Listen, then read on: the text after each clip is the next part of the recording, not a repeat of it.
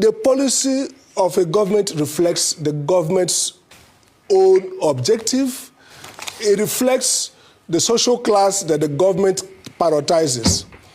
This government prioritizes the business class, their fellow entrepreneurs, and not the people. Subsidy itself is nothing. All over the world, subsidy is used. It depends on what you want to achieve with subsidy, whose welfare is it targeted to. So you're right. The government targets benefit for the 1% you mentioned. Again, it's historic. Look, the crisis of subsidy started before now. And the notion was that it was corrupt, it was benefiting the middle class, the middlemen, the marketers, and not the people. That's a fact we have to factor in, that the subsidy on petroleum is misadministered. But you're right that the focus of this government policy today is not on lifting the poor. And that's in my own sense, is President Tinubu's lens of economics is balance sheet of government. It's also around what happens to the business class. It shows in Lagos State's own indicators, very good with revenue, very good with the corporate world, but education, healthcare, the basic things that affect the poor is not very good. The same with the policy. So for me, I judge the subsidy policy removal of this government as a failure because ultimately it has not improved the economy in terms of productivity. It has not generated welfare gain for the people. And it's also a function of the economics that the government is focusing. We assume that economic policy making is academic. It is managerial. It's about what evidence are you building on? Okay. Are you building the evidence of the poor, people who are getting poorer and poorer, or the evidence of the people who are getting richer and richer? So for me, subsidy is always a tool. It responds to government policy, the interests you want to protect, and the evidence you are building. For me, I don't think you should remove subsidy the way it did, and I don't think you should bring subsidy the way it is being administered. And that's why I think that the middle road that Mr. P2B took maybe makes more sense. The subsidy issue didn't quite register with last election in that sense. But this election is promising to be a major issue. But again, we have to step back. I think 2 points. The economics of it is debatable. People argue that the subsidy is inefficient, but we know that subsidy takes different form.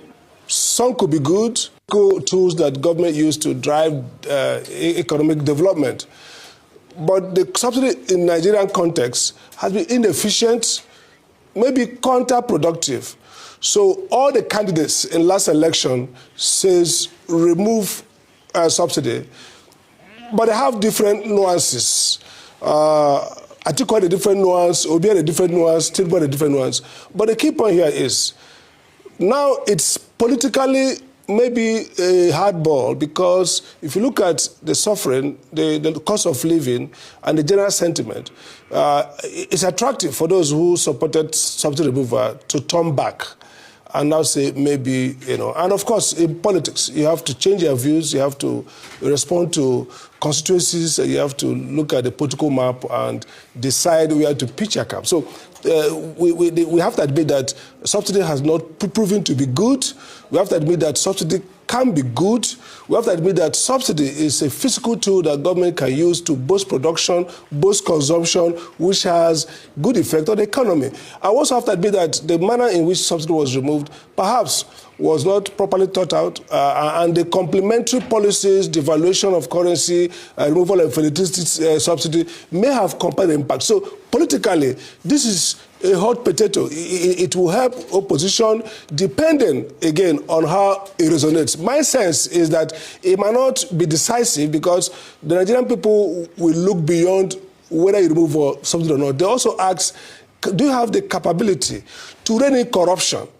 if you keep the subsidy or if you remove it. So subsidy alone might not be the donkey to deciding who will better run the economy, but subsidy could prove to be important in messaging, and ultimately it depends on how it's messaged. If it's messaged as part of capability to control costs, improve economic policy and welfare of the citizen, it helps. If it is messaged as a mere tool.